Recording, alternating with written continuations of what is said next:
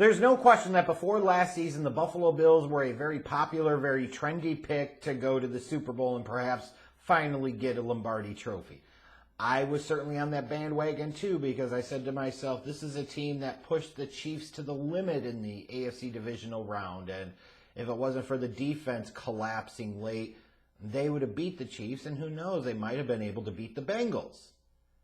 And, you're talking about a team coming off of that had invested in the defensive line, gave the big deal to Von Miller. You're saying, okay, they're really trying to go all in as they should in the window that they have. And, as it went through the regular season, I didn't see a whole lot of reason to change my opinion. Like, I was of the opinion as the season went along, like, it's going to be one of three teams. And I think most everybody was, right, in terms of it's going to be one of the three teams in the AFC that represents the Super Bowl. It's going to be the Bills, the Chiefs, the Bengals. And depending on where you landed and what you thought your opinion was, it was going to be one of those three squads. And I certainly thought it was going to be the Bills. And then, obviously, the Monday night game late in the year with Damar Hamlin and everything that happened there, I thought could have had the real potential to really galvanize and unite the team, but at the same point in time, could be something that really distracted the team and they lose some momentum. Because it'd be really hard. You literally watch a teammate die on the field to be brought back to life. Like, playing football seems like a lesser priority. But they finished the regular season 13-3, and going into the playoffs, I still felt pretty good about their chances. Then they played the Dolphins in the wild card round, and they didn't look great there. And Miami, with a backup quarterback, stuck a game to them. And I sat there and said, ooh, okay, not so good, right? But that's also a divisional opponent. They'd already played twice in the year, so that could be expected. But then you get to the divisional round, and the Bengals beat them pretty badly. Like, Josh Allen was terrible in that game. The Bills' defense was terrible in that game. And that's something, right? Like, it's one thing if the defense was bad and Josh Allen needed to be great. Neither of them were. And they got sent home packing, and it had to be a disappointing finish to the season. I realized, like, you had Von Miller go out with a knee injury, and he missed a good portion of the season where he had started the year off pretty hot, and he had 8 sacks. But they just didn't get it done at the end of the day. And with where the Bills are at now and all the aggressive moves they've made the past few years, they're in that win-now type of mode. They only had but so much flexibility in terms of what they could do in the offseason. So they didn't really go crazy with their free agent spending. Guys like Connor McGovern and David Edwards and Damian Harris. So they added a little bit of depth on the offensive line, added another piece they thought to the backfield. Not much, right? That's about all the major activity there.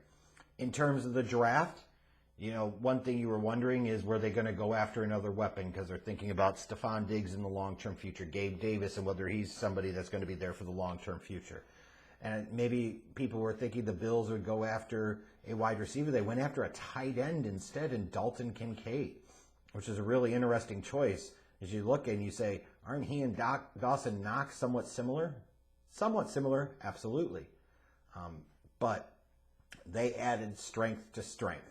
Then in the second round drafting Osiris Torrance, here's a guy that long-term should be a mauling kind of dominant blocker on the inside of that line. And then Dorian Williams in round 3. We'll see how much playing time he gets as a linebacker this year, but it's a linebacking core that could probably use him and needs his physicality and his explosiveness with the departure of Tremaine Edmonds in free agency.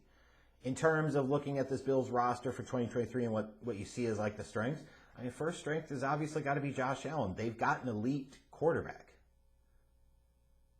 They are one of those few teams, along with teams like the Bengals, the Chiefs, that they can sit there and say that they feel like they have an advantage at the most important position in the game against basically everybody that they face. And Josh Allen is that dude. He didn't play like that dude in the playoffs last year, mind you, but he is still that dude. Don't get it twisted. And, in order for the Bills to ultimately win a Super Bowl, they're going to need him to be that dude again, and maybe a little bit more. I look at their run defense. They had invested a lot in the trenches last year. That's a defense that holds up pretty well against the run. And then I look at their offensive skill players. You've got Stephon Diggs and Gabe Davis. That's a pretty nice 1-2 combination at wide receiver. You've got Dawson Knox and Dalton Kincaid at tight end. They can do a lot of different things.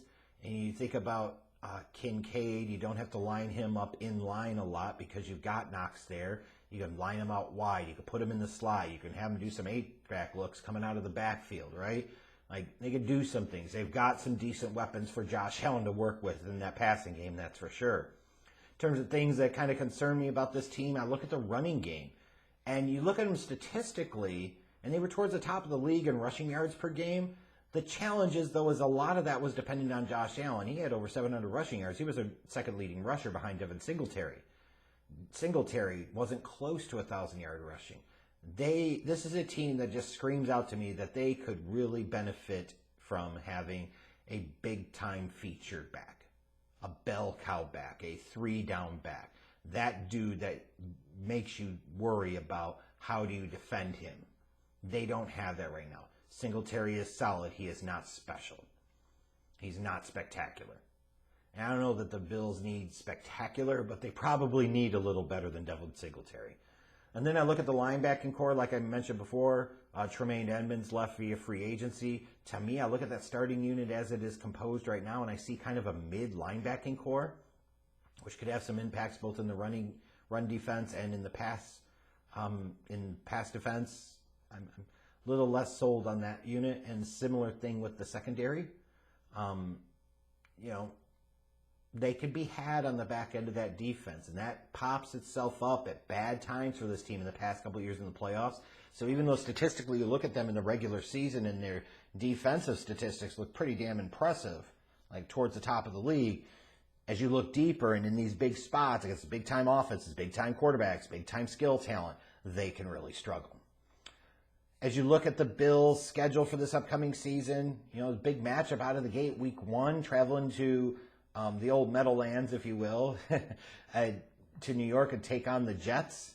That's a big matchup, right? The Jets are feeling like they went all in because they brought in Aaron Rodgers. The Bills have won the division the past couple of years. They want to establish their continued dominance over the division. That's a big spot for both teams coming right out of the gate. And I believe it's on Monday night, if I'm not mistaken. Then you look at weeks 4 and 5, and they've got 2 home games against Miami and Jacksonville. If you're the Bills and you want to win that division, potentially get home field advantage throughout the playoffs, you want to win those 2 games right there. You got to be able to defend your home turf. You got to be able to knock your divisional opponent rival down a little bit, knock the Jags down a little bit. But I think the key stretch of schedule for this Bills team that will determine how they finish the regular season and how they might be looking when it comes to playoff time, it's weeks 11 through 16. They host the Jets, then they go to Philly, then they've got a bye week, then those next 3 games at KC, hosting Dallas, at the Chargers. Those are all playoff teams last year, sans the Jets, and the Jets certainly are trying to poise themselves for a playoff push this year. If the Bills are going to be a 12, 13-win team, they have to handle business in that 6-week stretch of 5 games, with 3 of them being on the road. And 2 of those games are against the teams that went to the Super Bowl last year. So there's a big stretch of schedule for them. I still look at the Bills, though, and I think they're the best team in this division. I think they're a 12-win team. I feel pretty comfortable in saying that. And I still feel like this is a championship team. They just need to get there to make it happen. But based off the way they're currently constructed, I have to admit, that clock is ticking and that window is shrinking.